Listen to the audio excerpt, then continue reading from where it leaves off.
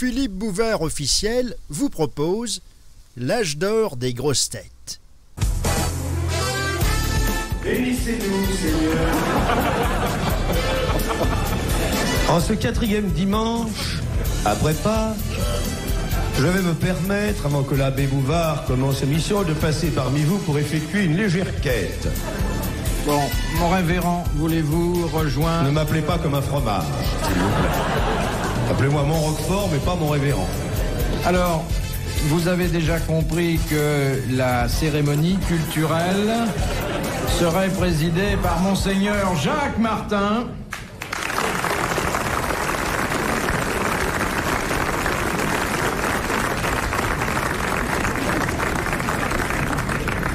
Le seul évêque qui cherche des crosses à tout le monde. Posez vite la question. Oh non, vous avez présenté tout le monde rapidement Non. Pendant notre temps. Non. Ensuite, un homme de culture, professeur, le roi des agrégés, Paul Gut. Est-ce que c'est très correct de dire de quelqu'un qu'il est le roi des agrégés? On l'écrit comme on veut. Moi, je crois qu'il l'a dit sans mauvaise intention. On suit toujours. Mais je le connais bien. Oui. Au fond, il est très bon. Oui. J'ai des trésors de gentillesse, mais... oui. Très bien caché. Oui. Et à l'abri. Ensuite, un de nos plus jeunes metteurs en scène, bon, pas par l'âge, vous le voyez, mais parce qu'il vient de faire ses débuts derrière la caméra, c'est Daniel Secaldi.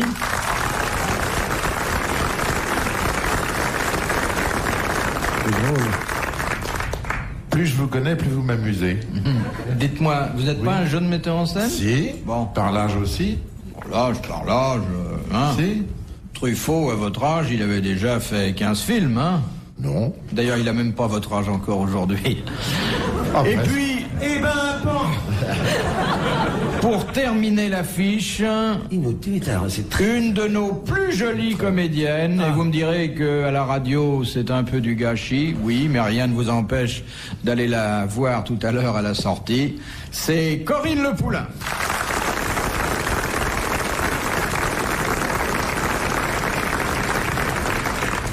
Vous me permettez de la décrire pour les auditeurs qui ne la voient pas? Allons-y. Un nez mutin, de grands yeux, avec des cils immenses. Vas-y, Guy Descartes, vas-y. Qui battent pudiquement sous le coup de la pudeur. Ah bah oui, pudiquement, oui. Ouais. Mais oui, c'est l'émotion qui me... C'est bien écrit tout ça. Hein. Des lèvres. En principe, les lèvres, c'est toujours purpurine. Hein. Oui, Je oui. signale dans le cas. J'allais le dire. Eh ben, ça ne m'étonne pas. Mais celles-là le sont bougrement purpurine. Donc Voilà, il y voilà a... un homme qui sait parler aux femmes. Il y a des yeux, elle a des yeux, un nez, une mutin, bouche. des lèvres purpurines. Et elle a même des cheveux. Ah oui. Et des cheveux qui tombent en boucle folle. Vas-y, Max Devezy, continue. Sur ses épaules. Oui. Sur ses épaules. Non, Vos mains. Enlève ta main, papa. Enlève ta main. C'est bien ça, il parle comme il écrit. La description, on n'a pas besoin de ses mains pour décrire. Bon, alors ensuite... je la modèle. Elle a un corps, cette... Elle a un corps que je devine. Allez! Que je devine gracile. Oh, il m'a fait peur, je crois qu'il allait dire gras. Non, gracile. Non, gracile. Je devine une taille qui tiendrait dans les mains de Jacques Martin. Non, n'est pas question. Alors passons au pied. Les pieds mutins comme le nez. Et entre les pieds et la taille, il n'y a rien? Il y a quel pas ce qu'il y a? Il y a quelques petites bricoles. Il l'assure.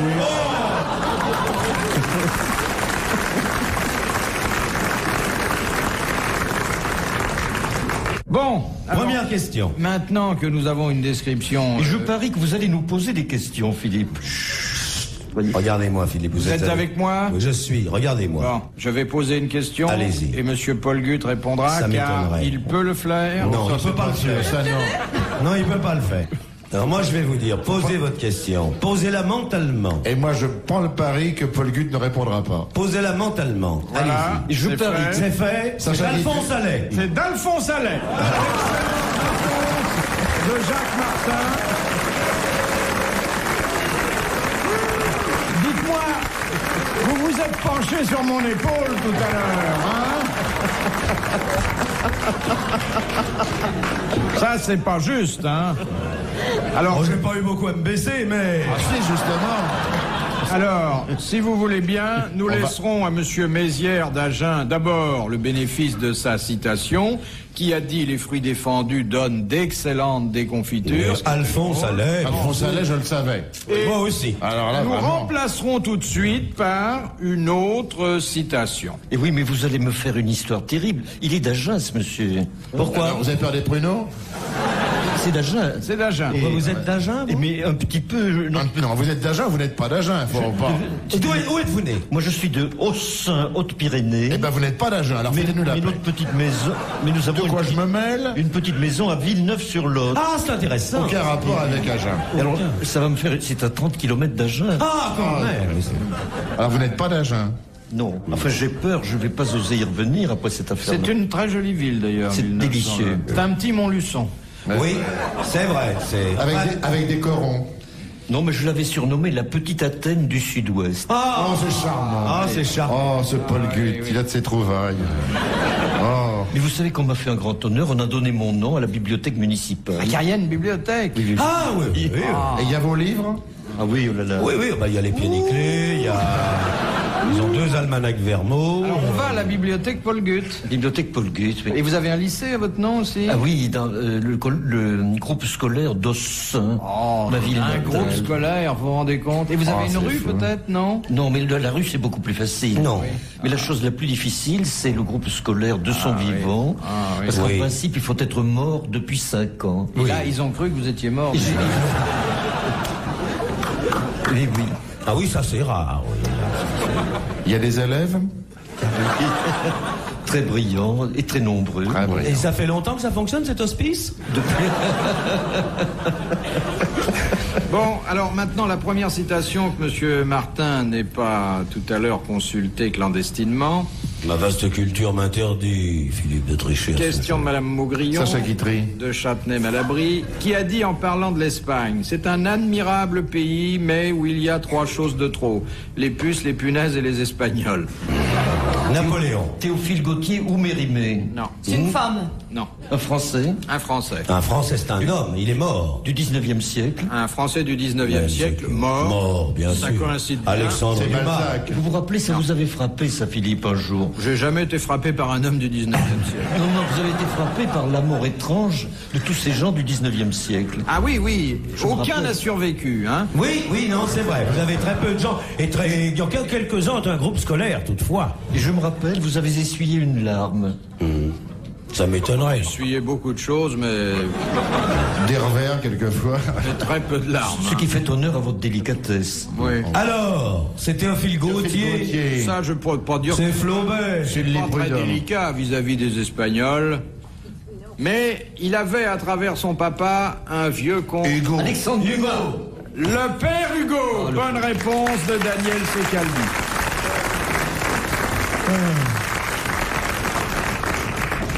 De Monsieur Gilliard, qui habite Astières, en Belgique, qui a dit: le parfait homme du monde est un monsieur qui se sert d'une pince à sucre, même lorsqu'il est seul. Ça pourrait être Sacha Guitry. Non, Brumal. non, C'est un Français, ça? Hein? c'est un Français. Bon, alors. Bon, alors, c'est un écrivain vivant ou mort? Mort. C'est Martial Achard, ça. Mais non. Ni Guitry. Il est mort il y a longtemps, ce petit jeune homme? C'est pas Guitry? Il est mort à la fin du 19e, au début Ah, très bien. C'était un auteur dramatique. peu. Un véritable Courteline. Ah, véritable, un grand. Véritable. Fédo. Non. Non. Ah non, un conteur. Alphonse Allais. Eh ben oui, c'était encore Alphonse Allais, à qui je voulais redonner sa chance. Bonne réponse de Jacques Martin. Les grosses têtes dans la nuit des temps. Sur RTL, de 4h à 4h30. Voulez-vous expliquer à Corinne Le Poulain, si elle ne le sait déjà, mon cher Jacques, ce qu'est généralement notre 3e question, celle que je redoute le plus? Alors, il faut vous dire que, ayant subi un traumatisme sexuel à l'âge de 14 ans, Philippe Bouvard est Oui. obsédé par toute une série de questions. D'autre part, son obésité, venue avec le temps, lui interdit de considérer cet objet qui le distingue de votre sexe. Donc la troisième Non, mais je question... peux me faire renseigner par des tierces personnes. Voilà, c'est exactement ce Voilà. qu'il fait. Et la troisième question est généralement, Qu'est-ce qui mesure 27 cm de long, qui a 2 boules et qui grossit lorsqu'on le manie de gauche à droite? Voilà. Alors généralement c'est tout. Un cerisier, par exemple. Voilà. Par exemple. De gauche à droite, pourquoi? Bon, mais c'est pas du tout ce à quoi Paul Gut pense. Alors, la question de Mademoiselle Daquin d'Aulnay-sous-Bois remplit à peu près toutes les conditions que vous venez d'énumérer. Qu'est-ce qui est long? Alors qu'est-ce Voilà. Qui est cylindrique? Qui a 2 boules? Et que certains sucent ou mordent? Voilà. Des haltères. Ah, vous sucez des haltères? Tous les matins. On a toujours besoin d'un petit poids chez soi. Un cornet de glace? Et ça désaltère de sucer les pois? Il n'y a pas de dimension donnée, non? Des glaces à la vanille. C'est variable. Non, C'est bien variable. sûr que non. Bien sûr que non. Ça a 2 boules, c'est cylindrique, ça a 2 boules. À chaque bout ou... À chaque bout, oui, pas réunis. Et ça, un mort, un frein. Non. Est-ce que ça grandit? Est-ce que ça rapetisse? Ça garde toujours la même taille? Attention, Corinne. Non, mais je vais Attention. Corinne, soyez Oui, prudente Jacques. dans ce que vous dites parce que Gut en est resté encore à l'histoire du chou. La petite La graine. petite graine, hein, Paul Gut? Non, vous avez dit, Corinne Le Poulain, est-ce que ça grandit? C'est Oui. pas une glace qui grandit. Non, ça Non, diminue. nous ne parlons pas Bon. de glace. Vous m'avez répondu non maintenant. Non, mais il faut quand même Est-ce avoir... que ça fond dans la bouche et pas dans la main? Est-ce que ce serait un instrument de musique? Ah, vous faites de la musique avec ça vous? C'est pas un fruit, non? Non. Un légume. Non. Il a une boule à chaque bout. Oui. C'est ce qu'on appelle une orchide. Est-ce que les boules sont sur le côté ou au bout? De chaque côté. Au milieu, c'est cylindrique. Oui. Et ça mesure dans les... Et c'est creux au milieu. Ah. Et ça se suce. Ça se mord. Ça se mord, mais je veux dire que c'est mieux de le sucer que de le mordre. C'est comme un os. L'os à moelle. C'est l'os à moelle. Bonne réponse de Daniel Secaldi et de Paul Gut. Comment Paul Gut? Il n'a rien dit, Paul Gut. Il a dit la moelle. J'ai vu la moelle qui était essentielle. Quand je n'ai pas entendu, alors. Quand je Et vous n'avez pas dit un os, vous avez dit c'est pas un os. Ce serait comme un os, j'ai dit. Oui, enfin, vous avez été rejoint en route par Monsieur Paul Gut. Oui, il a fait le grand pas, alors. Hein. Il y a assez de gloire ici pour la partager Oui, entre on lui deux laisse grosses ça. têtes. Allez, rendormez-vous, Paul. Du pas rendormez-vous, Popol, un officier de la Légion d'honneur. Oh la vache. Vous êtes officier, Paul? Oui. Oh, l'officier. On peut arriver à trouver dans les pochettes surprises. Ah oui. Non. Pourquoi il est officier de la Légion d'honneur? Je vous le dirai. Qu'est-ce qu'il a fait dans sa vie? Service rendu. Ah bon.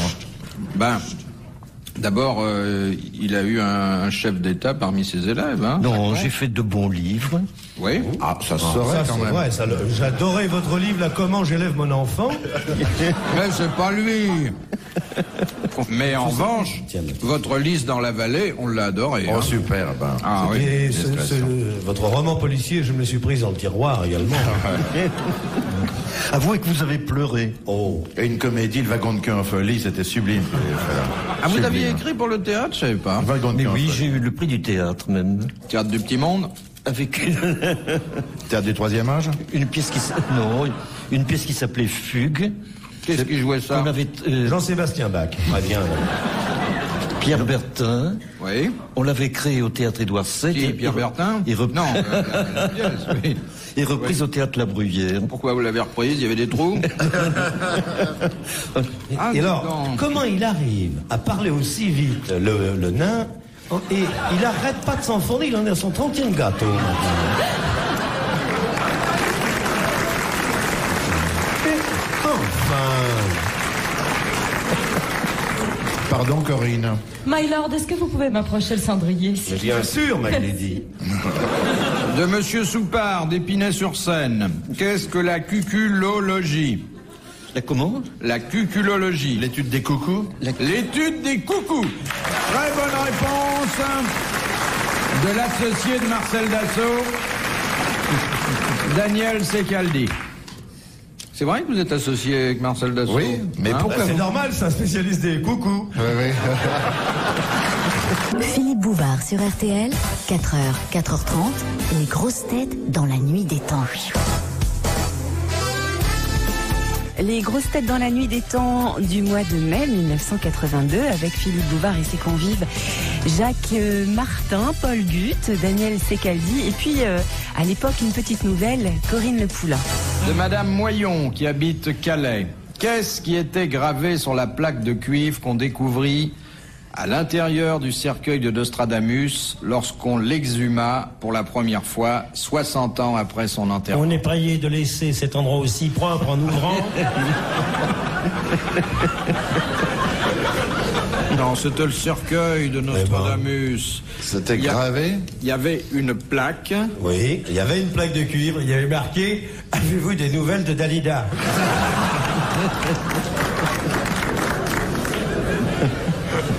Dites alors, sur la plaque, il y avait après moi le déluge. Non. Ça avait un rapport avec ses prophéties? Oui. Est-ce qu'elles étaient La parues? date de sa résurrection. Non. La date de sa mort. Non. La date de la fin du monde. Non. La date de sa naissance? Non. Ah non, ça c'était facile. La date de la naissance de Dalida? Et c'est vrai qu'il y avait une date gravée sur cette plaque de cuivre. La date à laquelle on réouvrirait son cercueil. Exactement. Bonne réponse de Jacques Martin.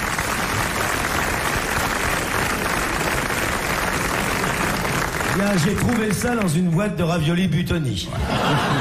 Et en dessous, il y avait marqué, si vous pouvez en profiter pour changer les draps. Quelle horreur, Philippe.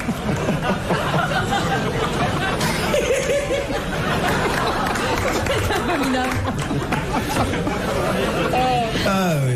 Vous voyez qu'ici, on ne recule devant aucun sacrifice. Bonsoir, monsieur dame. Alors, c'est Madame Collard de Colombes qui pose la question. Collard de Colombe. Qu'est-ce que... Colis de Collard. Non, écoute, c'est vraiment débile, cette émission. Vous ne saviez pas?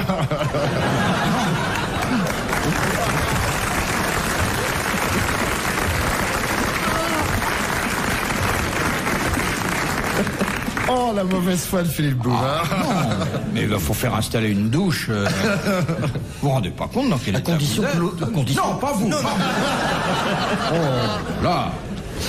Mais tout de même, Excusez-les, Corinne. Excusez-les. Si vous parlez de... Je suis honteux de vous montrer ce spectacle. Hein, honteux. Qu'est-ce que les Français découvrirent pour la première fois le 25 juin 1949 et qu'ils n'ont plus cessé de voir depuis? Du boursin. Je crois bien me souvenir que la première fois que j'en ai mangé, c'était en 49. C'est une nourriture? Non, non. C'est bien plus beau que ça. C'est pas une nourriture, mais c'est un régal. Sinon pour les yeux, au moins pour les oreilles. Non. C'est pas Zitrone, quand même. C'est Léon Zitrone. Bonne réponse de Daniel Secaldi. Les débuts officiels de Léon à la télévision datent du 25 juin 1949. C'est ce qu'on appelle l'appel du 25 juin. Ce qui ne nous rajeunit ni lui, ni Surtout nous. pas lui. Voyons, de Monsieur Robreau qui habite Auxerre. Pourquoi les artisans musulmans qui tissaient les tapis anciens laissaient-ils volontairement se glisser un défaut, une dissymétrie dans leur dessin? Pour montrer que ça avait été véritablement fait à la main. Parce que rien ne doit être parfait égal à Dieu. Exactement. Très bonne réponse de Corinne Le Poulain. Quand j'étais là-bas à Rennes, J'allais le dire. Merci, Coran Le Poulain. Elle a été sultane dans une vie antérieure. Odalisque. Pas sultane. Et d'ailleurs, elle va exécuter la danse du ventre On ne rêvait pas, Paul. dans un instant. Ça fait plusieurs fois que vous me le demandez, j'ai dit non. Mais vous ne direz pas non à ce public qui vous implore des yeux.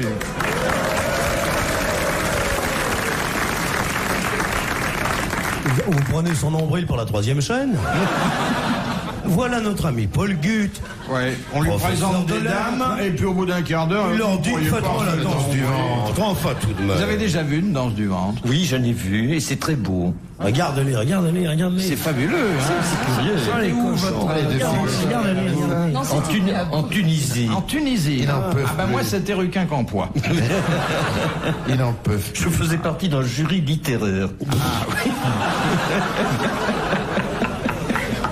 Ah, je le vois en Tunisie. Si c'est ça de la littérature, alors là, je comprends que vous ayez eu du succès. Alors, Ce sont ces oscillations qui sont très émouvantes. Oui, c'est formidable. Il va en Tunisie pour participer un jury littéraire et tout ce qu'il a regardé, c'est la danse du ventre. Bah bravo alors. Je veux rien dire. Faire supprimer la Légion d'honneur. Ça irait si bien à Bouvard.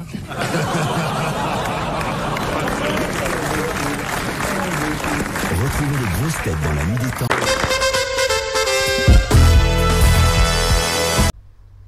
Philippe Bouvard officiel vous remercie de votre fidélité et vous invite à vous abonner.